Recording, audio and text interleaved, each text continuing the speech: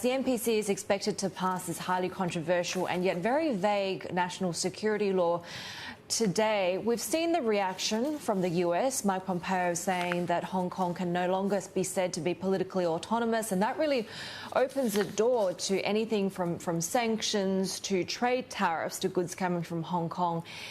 Is it really worth it for Beijing to do this? Yes. Well, Heidi, I think, first of all, let's get the procedure right. No law is going to be passed today. This is only a decision of the National People's Congress to do a number of things, including asking their standing committee to draft and pass a law to protect national security in Hong Kong. And that procedure will probably take a month, a couple of months, 3 to 4 months. We don't know yet. So the contents of that law is not yet clear, but the purpose is clear. It wanted to have laws in Hong Kong against succession of the country, sedition, subversion of the government, the interference from foreign powers, and terrorist act in Hong Kong. I don't think that law will affect the majority of Hong Kong people. It will affect those who are trying to break up China, who are trying to subvert the government, who are trying to scare the Hong Kong people with their terrorist tactics, and the foreign organizations and powers who want to interfere in Hong Kong affairs. So, having said that, I also saw the news this morning. There's nothing we can do in Hong Kong to influence the United States. If the Secretary of State wanted to remove certain special status of Hong Kong, which actually is not granted by the United States, it is in the WTO, the World Trade Organization agreement. But you are free to do that. But let's look at it from the Hong Kong point of view. A person living in Hong Kong, like me, retired. What are my choices? I could go on living my life under the threat of these black-dressed rioters, hoodlums who threatens my freedom and my rights. Every weekend, I dare not go out without checking whether they're blocking any streets or whether they are having an uproar in the shopping mall, which I want to get some supply. If this go on, there will be no future for Hong Kong. And in fact, these people made it quite clear that what they want to do is to make Hong Kong perish with them. Hong Kong goes down the drain. The other choice is the central authorities, that is the National People's Congress, would try to do something and implement the laws which will protect Hong Kong from all these 4 things that I just stated, which will actually destroy our prosperity and stability. So under the circumstances, even if the United States or Trump's administration does anything, whatever they like to do, I don't think we will be in a worse situation than allowing these hoodlums, black-hooded hoodlums, to go on destroying our daily life. We just want to go back to our original Rita, peaceful life. Yes. What about the threat to one country, two systems? What about the threat to institutional legitimacy? You can say that, you trust Beijing to draft this law to be very narrow in scope, but will it be applied as such? Because we know when it comes to mainland, exercise of judicial discretion, you have things like arbitrary arrest and arbitrary detention for everything from, as you call it, political subversion to short selling the market there. So would that also happen in Hong Kong?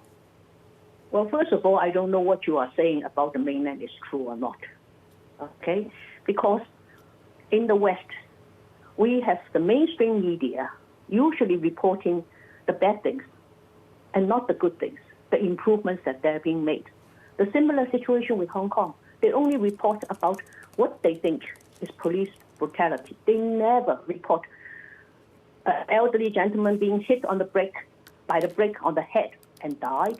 They never report a person where the rioters just pour kerosene over him and then set fire to him. These things are never reported.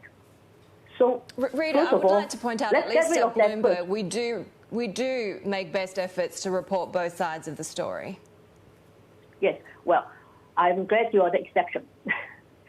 Now, having said that, in fact, the decision that they are going to, the National People's Congress are going to vote on today, so there are 6 points altogether. But the first, foremost point is to ensure that one country, two systems will continue on. Hong Kong people governing Hong Kong, the high degree of autonomy, all this will be upheld.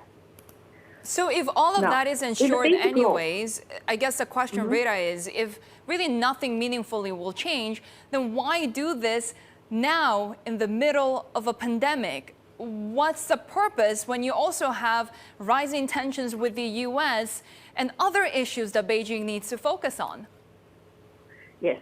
Well, actually, when we had that epidemic, we were having a bit of rest.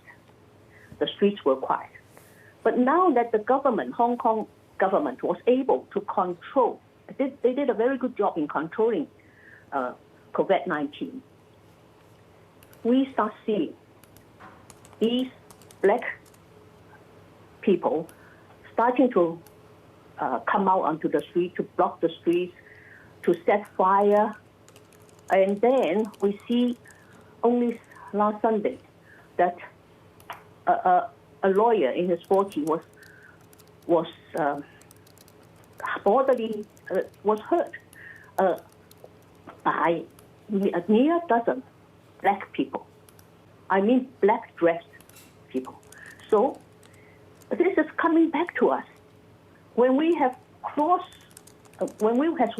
going to win the battle against COVID-19, we will face the same situation. They are not going to leave.